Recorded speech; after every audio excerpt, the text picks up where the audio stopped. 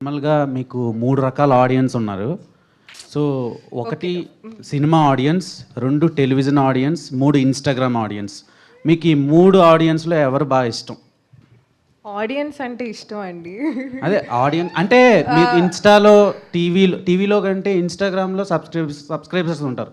మిమ్మల్ని చూడాలంటే ఇన్స్టాగ్రామ్లో ఫాలోవర్స్ కూడా ఉంటారు. సబ్స్క్రైబర్స్ కూడా ఇప్పుడు మీరు ట్రెండ్ కదా ఇండియాలో, అంటే ఎక్కువ సబ్స్క్రైబర్స్ ఉండే మీరు అడిగిన క్వశ్చన్కి ఒక ఆర్టిస్ట్కి ఆడియన్స్ అనేవాళ్ళు ఉండి వాళ్ళ కళని అప్రిషియేట్ చేసే వాళ్ళు ఉంటే అదే అదృష్టం. సో నాకు అన్ని రకాల ఆడియన్స్ వాళ్ళ లవ్ దొరకటం నా అదృష్టంగా భావిస్తున్నాను. ఊర్వశి క్యారెక్టర్ ఆడియన్స్కి ఎంతవరకు కనెక్ట్ అవుతుంది అండ్ నరేష్ గారితో వర్కింగ్ ఎక్స్పీరియన్స్ ఎలా అనిపించింది?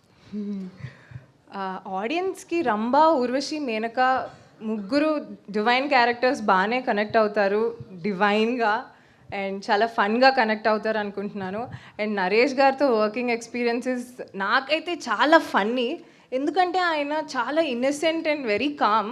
నవ్వొచ్చినా లోపల లోపల నవ్వుకుంటూ ఉంటారు. So for me that's extremely hilarious అనమాట. సో శ్రీనివాస్ రెడ్డి గారు, పెద్ద నరేష్ గారు, అల్లరి నరేష్ గారు వీళ్ళందరూ ఉండి మేము ఉన్నప్పుడు శ్రీనివాస్ రెడ్డి గారు makes things very very funny లాగా ఫీల్ అయ్యాను ఇందాక చెప్పినట్టు.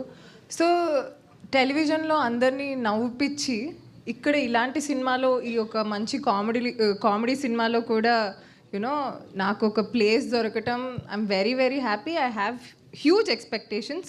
నా మీద కాదు, నాకేమి పేరు వస్తుంది ఇది అది అని కాకుండా ఈ cinema definitely it's a very good script, very good. అంటే ఇలాంటి సినిమా జనాల్లోకి వెళ్ళాలి, జనాలు చూడాలి, జనాలు నవ్వాలి అండ్ జనాలు డెఫినెట్లీ నవ్వుతారు. That's my expectation. విష్ణుప్రియ అంటే ఇప్పుడు వివాదాలకి క్యారబడ్రస్ అయిపోతుంది కొన్ని విషయాలల్లో, దానిపైన ఉంటారు. మనం సినిమా గురించి మాట్లాడదామండి. Thank you. Okay Naresh hi.